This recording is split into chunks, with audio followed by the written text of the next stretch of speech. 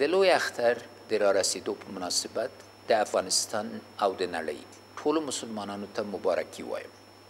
دغه بختور اختر چې په بیت الله شریف کې د حج د مراسمو له ادا کولو سره په یو وخت د مسلمانانو ته د ایثار، وحدت او اخوت عالی پیغامونه لري.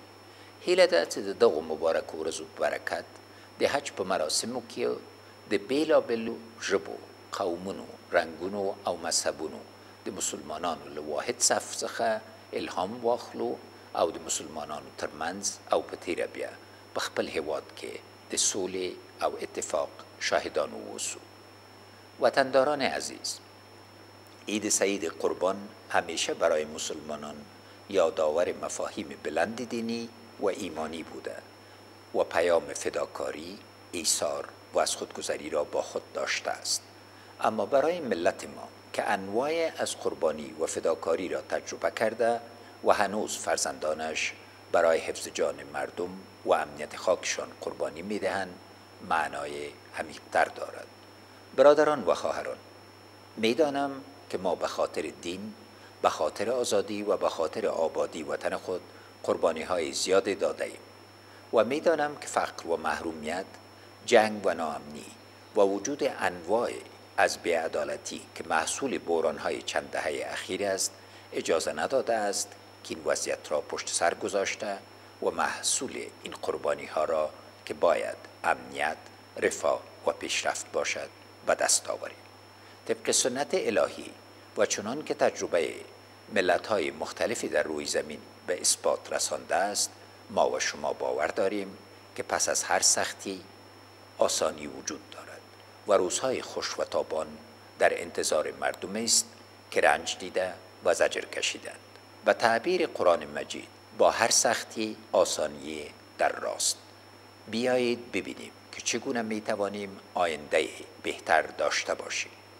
هیچ ملت آینده بهتر را مفت و رایگان به دست نیاورده است، بلکه در اثر عزم و اراده آگاهانه آن را ایجاد کرده است. این عزم و اراده در وحدت نخبگان کشور، در یکدلی و همبستگی ملی گروه‌های سیاسی و اجتماعی و در امید و خوشبینی آحاد ملت تجسم می کند. نخستین گام این است که ما بر بدبینی‌ها و ناامیدی‌ها غلبه کنیم. امکان ندارد که با دامن زدن به یأس و تیر اندیشی به جایی برسیم. دشمنان افغانستان بیش از جنگ فیزیکی بر جنگ روانی تکیه کردند و می‌خواهند با شکستن روحیه مردم ما آنان به خواسته های شومشان برسند. زنده نگه داشتن امید و آرزو بخش مهم از نقشه هایشان را نقش بر آب می سازد. ما همچنان نیاز به وحدت و همدلی داریم. وحدت و همدلی به این معنا نیست که هیچ انتقادی نباشد و هیچ نظر متفاوتی داده نشود. داشتن طرح‌های گوناگون و نظریه‌های متعدد در میان فرزندان یک ملت نه تنها مشکلی نیست، بلکه نشانه تنوع و غنای آن است. اما درایت به کار است تا نگذاریم این تنوع به مسیر اختلاف و تفرق کشیده شود. ما نباید اجازه بدهیم که فریادهای اختلاف آمیز به نام قوم، زبان، منطقه، مذهب، حزب، ایدئولوژی و غیره در دیواره اتحاد و همبستگی ما رخنه ایجاد کند. نیاز اساسی این ملت بالا کردن نوای خوش همبستگی، برادری و اتحاد است و تنها از این طریق می توانیم راه ترقی کشور خود را هموار کنیم و آرزوها و امیدهای فراوان را به تحقق برسانیم. برادران و خواهران گرامی، امید ما مبتنی بر خیال و توهم نیست. ما اردویی رو به پیشرفت داریم، ما پلیس در حال رشد داریم، ما دستگاه امنیتی رو به انکشاف داریم، ما روند تعلیمی رو به گسترش داریم، ما سیستم تجارتی در حال تهداب گذاری داریم که تا دهها سال بتواند برای ما و منطقه سودآور باشد.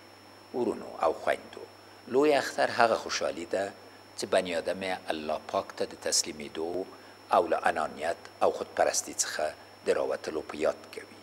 کله چې بنی آدم خودپرسته شي نو صرف خپلو ګټو ته به ګوري، یوازې د ځان او خپلې ډلې په غم کې به وي او له نورو سره ګزارې کولو او د نورو منلو او زغملو ته به تیار نه وي. خو کله چې بني آدم الله پاک ته تسلیم شي، هله بیا شر نه بلکې خیر غواړي او د تفرقې په ځای د اتحاد او اتفاق لاره غوره کوي.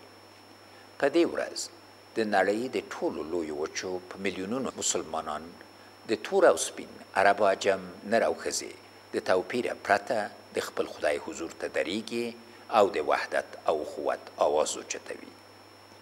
موږ سږ کال لوی اختر په داسې حال کې لمانځو چې د نړۍ په مختلفو اسلامي هیوادونو کې د تشدد اورونه بل دي. د مسلمانانو وینې بهیږي او په میلیونو انسانان د جنگ، اختلاف، بېوزلي او درپدري په اور کې سوځي. د اسلامي هیوادونو ورانول، د هغوی د انکشاف او ترقي مخه نیول، مسلمان ماشومان له تعلیم او کسب و کمال محروم ساتل او په جوماتونو، بازارونو، زیارتونو او دفترونو باندې حملې ترسره کول، بې له دې چې مسلمانان وځپي او درپدره کړي، بل څه نتیجه لرلی نشي. په همدې شیبه کې چې یو بل ته د اختر مبارکي ورکوو، له مختلفو اسلامي هیوادونو څخه د ښځو، ماشومانو، بوډاګانو او ځوانانو کتارونه روان دي. دغه حالت د وطن د مشهور شاعر استاد عبدالرحمن پژواک هغه باید را یادوي چې خلک وایي چې راغلی بیا اختر دی، دا چې چا باندې اختر دی خدای خبر دی. امید دی چې د لوی اختر په برکت په جنګ ځپلو ټولنو کې له یو بل سره د مرستې او همکاري، اخوت، محبت او د یو بل د زغملو او منلو روحیه پیاوړې شي او لکه څنګه چې په میلیونونو انسانان له هر ډول توپیر او تبعیض پرته په بیت الله شریف کې سره راټول شوي دي، دغسې په خپل ټولو ټولنو کې هم یو بل ته د اتحاد او اتفاق لاسونه سره ورکړو او د کینې، بغض او خودپرستی په ځای د سولې او اتفاق لمن ونیسو.